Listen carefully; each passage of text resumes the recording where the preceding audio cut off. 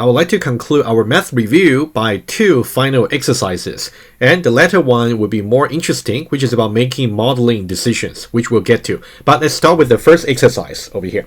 Okay, and I got 4 diagrams over here for you. Each one of them is actually a function. And can you try to use the 2 dimensions of the judging criteria and tell me what categories do they belong to, right? Remember the category that I spoke about over here. Let me switch to iPad over here about, well, injective, subjective, or bijective. And in the case of these 2, partial or total, right? That's something we can definitely judge visually as well. What we have done lots of examples about is just about the written form, like a numeration of all the ordered pairs in the set. That's what we did. But what about visual over here? Visual specification. Right, you can now pause the video and tell me each one of the 4. What categories of function do they belong to? Assuming that you thought about it, let's now go over the solution one by one. Okay, let's now switch to iPad over here. Why don't we number them first? Let's say 1, 2, 3, and also 4. Right, let me just lay out the criteria that we have to judge over here. So we got either partial or not, total or not, injective or not, surjective or not, and also the bijective or not, right? That's what we got. And also we got 4. Let me just put a table over here, right? We got all the judging criteria over here, and then it's a slightly different way of presentation compared with the table I just showed to you, but I think they are equivalent. Okay, over here, and then we're going to talk about 1, 2, 3, 4. So 1 here, 2 here, 3 here, and also 4 here, right? Just to avoid any confusion. Let's now put a proper table like this, and we're going to decide one by one for each one of them. All right, let's start with number 1. Number 1 over here, is it partial? Indeed. So you can see the domain value will be 1, 2, 3, 4. Domain value will be every value in X that can map to some value. You can see 1 maps to some value, 2 maps to some value, 3 maps to some value, 4 maps to some value, right? Indeed, it is partial. Okay, so I would say indeed. And it's also at the same time total, because 1, 2, 3, 4, the domain of 1. So the domain of 1 is exactly equal to the X that we're talking about, right? So that's also total at the same time. Is it injective? Indeed, because you can see all the values being mapped to, they are unique. So we are not really having 2 distinct domain value, for example, that map to the same range value. We don't have that, right? So that's what we said earlier. So injective. What about surjective? Indeed, because D, B, C, A, so all these 4 values in Y, they are also part of the range.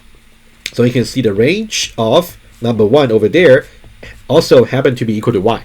Also surjective. And now being that it's actually total, injective, and surjective, it should be bijective as well, right? It satisfies all the criteria. And number 1 is also very interesting. So you can say number 1 definitely is a bijection. You can also say number 1 is a partial injection. You can also say it's a total injection. You can also say it's a partial surjection. You can also say it's a partial. You can also say it's a total surjection. All of them actually work. Okay, that's why I'm putting in this way to make sure you know which one to check. All right. What about number 2? Number 2 over here, you can see what about partial? The domain value will be 1, 2, and 3. All these 3 value in X actually got some mapping, right? They're the domain. Okay, so that's partial for sure. Partial is good. What about total? Total indeed, because 1, 2, and 3, they also equal to X, right? So that's total. What about injective? Yes, because D, B, and A, so they are unique. You don't really have any particular elements. Well, think about if there's any range value over here that has 2 incoming arrows. If that's the case, it's not injective, right? So in this case, it is injective. There's no witness of violation. What about surjective? No, because C over here is not being mapped to by any domain value. So that's a witness, like a counterexample. So it's not. Okay. What about bijective? Well, by definition, bijective must be total, injective, and surjective. But this one is not satisfied, so it is not bijective. Right? Similar arguments, you can say number 2 over here is a partial injection. It is also a partial, it's a partial injection. It is also a total injection, but it's neither partial surjection, total surjection, nor bijection. All right? Let's move on to number 3. Number 3 over here, total, similar idea, right? 1, 2, 3, 4. All of the x values has some corresponding range value being mapped to. So partial, yes, and at the total at the same time. All right. And what about injective? No, because you can see this is the counter example over here, right? You can see now we got 2 incoming arrows into C. So we got 3 and 4 mapped to the same elements over here. So it's not injective, right? What about surjective? It is, because you can see all the y values are collectively just equal to the range of this particular function, because D, B, and C are the range. So indeed, it is surjective. Well, in order to be bijective, it's got to be total, injective, and surjective. But because it is not injective, so it cannot be bijective. Right? Hopefully that really makes sense. And what category of function does 3 belong to? You can say it is a partial surjection. It is a total surjection. However, it is neither partial injection, total injection, nor bijection. All right, the final example over here. Actually, I quite enjoy actually going over the diagram and check it against table. I hope you enjoy that too. All right, let's now see the final diagram.